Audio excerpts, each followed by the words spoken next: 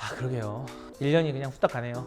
이제 저희가 1년치 피부 계획표가 필요합니다. 아, 정말요? 그렇게 피부에 관심이 많다고? 나도 계획을 안 세우는데.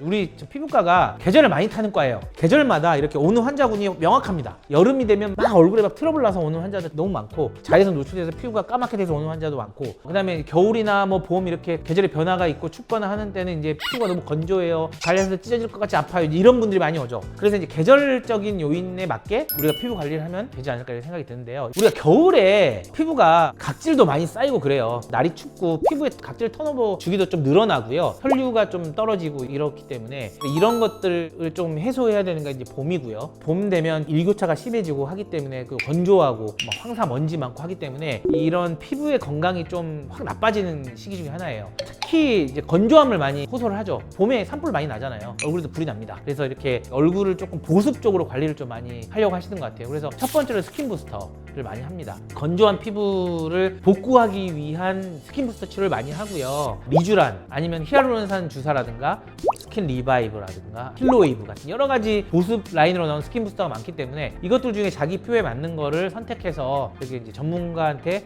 판단을 해서 맞으면 좋고, 봄에는 확실히 보습 중요한 것 같아요. 그리고 이제 슬슬 자외선이 올라가기 때문에 색소가 쌓이는 걸 예방하는 토닝을 가볍게 받으시면 좋을 것 같고요. 건조한 피부 때문에 잔주름이 좀 늘어나기 때문에 이런 잔주름을 좀 개선하는 실펌 같은 바늘 고주파라든가 아니면은 보톡스 같은 걸 또 미리 맞아주시면 좋을 것 같습니다. 봄은 여름을 대비하는 체력을 보충하는 그런 시기라고 보시면 돼요. 왜냐면 우리 여름에 피부가 최악으로 치닫기 때문에 자외선을 많이 쏘이고 야외 활동도 많이 하고 휴가철에 많이 놀러 가고 하기 때문에 이때 피부 손상이 되게 심해지거든요. 피지 분비도 엄청 늘어나기 때문에 트러블도 많이 올라가요. 그래서 미리 봄에 대비를 해놓는다고 보시면 돼요. 여름철에 데미지 받을 피부의 체력을 증가시킨다는 의미에서 이런 스킨 부스터를 메인으로 하셔서 치료를 받으시면 되고, 색소 치료를 미리 받아주시는 게 가장 좋은 솔루션을 생각합니다. 여름에는 하라고 해도 안 하시더라고요, 알아서. 왜냐면은 상처를 내는 치료를 일단 금기. 왜냐면 자외선이 많고 땀 분비도 많고 피지 분비도 많기 때문에 염증도 많이 생겨요. 겨울에 다쳤을 때, 여름에 다쳤을 때 시술 막 다치는 것도 회복하는 게 다르거든요. 여름에는 아무래도 회복이 느려요. 회복 관리도 너무 힘들어. 그렇기 때문에 뭔가 상처를 주는 치료는 금기예요. 강한 모공 레이저라든가 리프팅 시술에서 부어 있는 상태에서 이렇게 너무 더운 계절에 노출되면 이 붓기가 빠진 거 좀 느려지고요. 그 다음에 얼굴을 좀 깎아내는 거라든가 아니면 닦지 않는 레이저, 이런 것들은 좀 피해 주셔야 됩니다. 그러니까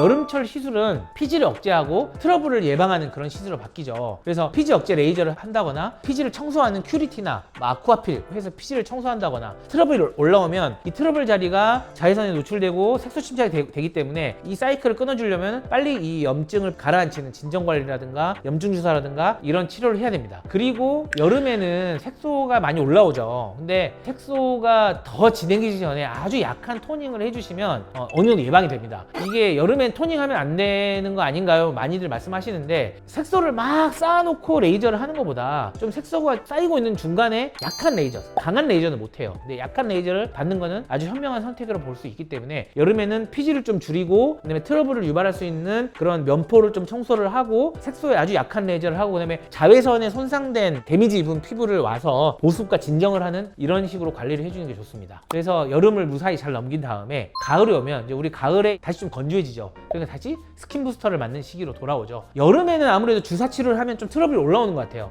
그래서 가을쯤에 스킨 부스터를 우리가 많이 맞으라고 권유를 합니다. 가을 되면 다시 건조해지니까. 그리고 우리가 가을에 피부 회복력도 좋아지고 하기 때문에 그 리프팅이라든가 이런 색소 치료 같은 것도 적극적으로 할 수 있고요. 여름 동안 쌓여왔던 자외선 때문에 생긴 색소를 좀 적극적으로 가을에 토닝도 많이 하고, 그 다음에 흑자 올라온 것도 떼내고, 겨울이 다가오잖아요. 너무 건조한 계절이고 온도 차이가 난방기나 뭐 실내외 온도 차이가 너무 급격하게 변하기 때문에 건조해질 수 있기 때문에 가을에 미리 스킨 부스터라든가 보습 치료를 좀 해주시면 아주 많은 도움이 될 것 같습니다. 겨울에 시술 제일 많이 해요. 왜냐면은 겨울에는 얼굴 좀 많이 가리고 다니잖아요. 그리고 밖에 안 나가고. 근데 겨울이 좀 문제가 뭐냐면, 일단은 12월에 약속이 많죠. 12월에 술도 많이 마시고 사람을 많이 만나기 때문에 강한 치료를 많이 안 받으시는 것 같아요. 그래서 그걸 가을에 좀 미리 해놓고 12월에 예뻐져서 사람들 많이 만나고, 우리 연말의 약속 그걸 좀 참고해서 12월을 넘기고 1월, 2월이 제일 중요합니다. 좀 신기해요. 1년의 시작은 1월인데 우리 사회생활의 시작은 3월인 것 같아요. 그래서 3월에 뭔가 사람들이 많이 짠 하고 나타나기를 원하시는 것 같아요. 그래서 울세라, 써마지 이런 걸 하면은 효과가 한 달 후부터 나타나거든요. 그러니까 겨울에 하셔야 돼요. 1월에 해야 3월부터 오 젊어졌는데? 어려졌는데?